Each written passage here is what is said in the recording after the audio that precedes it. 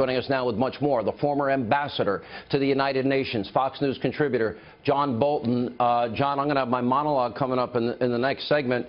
I delayed it, obviously, for the breaking news tonight, but one of the things I am interpreting from this, America is back.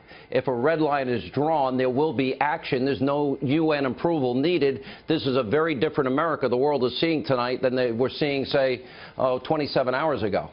Absolutely. The Obama era for American foreign policy is clearly over. I thought this strike ordered by the president was very measured, very precise, had a very limited rationale because of the use of chemical weapons, but very effective. And I think the message that it sent around the world to adversaries, potential adversaries, China, Russia, Iran, North Korea, well beyond Syria, something that needed to be heard, and I think it's going to change a lot of calculations. I don't think you can underestimate the reverberations that we're going to see from this.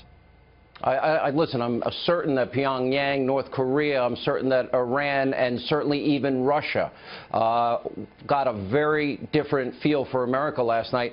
What do you make of, I mean, in your capacity as a former UN ambassador, here's the President of the United States, he's having dinner with the Premier of China and has to lean over probably during dessert and say, by the way, I probably need to give you a heads up. I just launched 59 Tomahawk missiles at Syria because they killed innocent men, women, and children with chemical weapons. What does that say to China?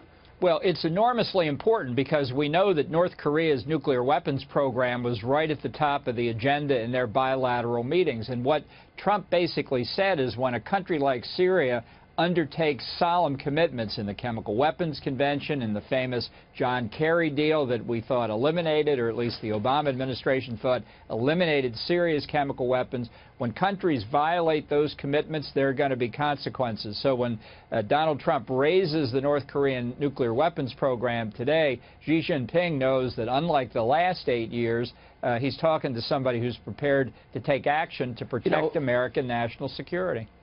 Ambassador, I'm going to play in the next segment comments by President Obama, by Susan Rice, by John Kerry, all saying, oh, Obama's red line in the sand with Syria, well, that caused them to eliminate all of their chemical weapons. They were wrong. They were dead wrong. We saw the impact this past Tuesday, dead children lying in the street and many others suffering and bleeding and dying. Now, my question is this.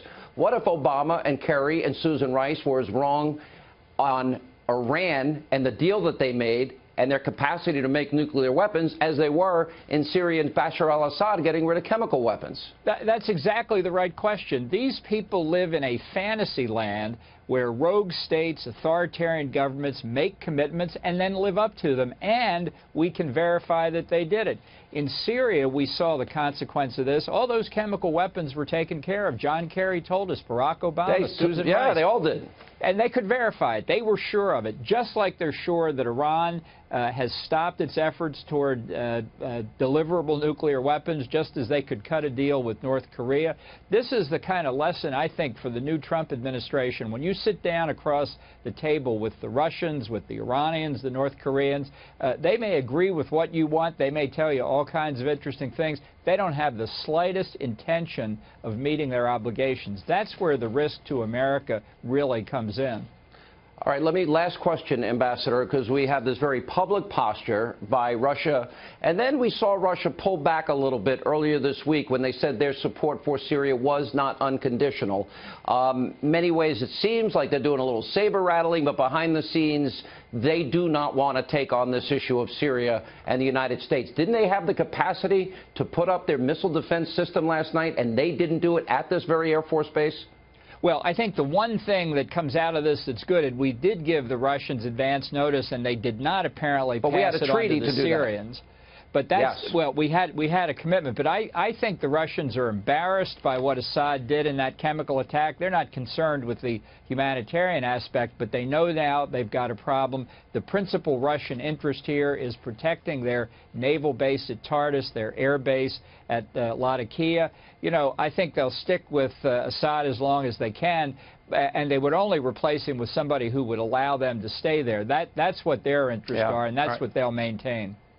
All right, Ambassador, a very different America than 27 hours ago. Thank you for being with us. Appreciate it.